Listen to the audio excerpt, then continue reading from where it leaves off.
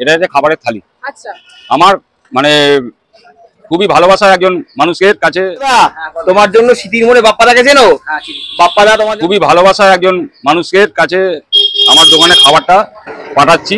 আচ্ছা, তোমরা তাকে খুব যত্ন সহকারে তার কাছে এটা পৌঁছে দিও, একদম একদম আর ভালোবাসাটাও পৌঁছে দিও আমার তরফ থেকে।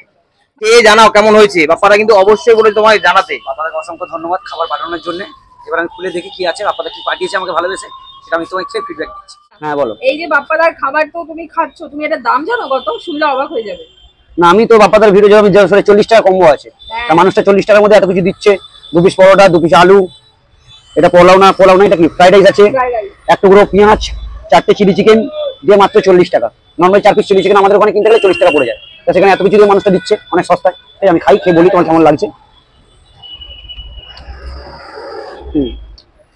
লাচ্চা পরোটা কিন্তু আমাদের মতো শাখা তেলে পরোটা নয়, হালকা তেলে ভাইয়া। ঘর ঠিক আছে, বাড়ির মতনই রান্না বান্না, ভালো। আলুদমটা হালকা লাইট, ভালো খেতে। রাইসটা ঠিকঠাক, হ্যাঁ। চিকেনটা একটু সাইজ ছোট ছোট, আর 40 টাকা মানুষের কি দেবে? এত কিছু দিচ্ছে, চিকেন দিচ্ছে, সেটা আমার বড় ব্যাপার। ঠিক আছে, সেটা মানুষ যদি 50 টাকা পরোটা খাচ্ছে, তো 40 টাকা চিলি চিকেন দিয়ে পরোটা দিচ্ছে, একমাত্র স্মৃতি মোড়ে বাপ্পাদার পক্ষেই সম্ভব, তাই না? দারুণ খেতে। তোমার সবথেকে কোনটা বেশি ভালো লেগেছে, কোন আইটেমটা?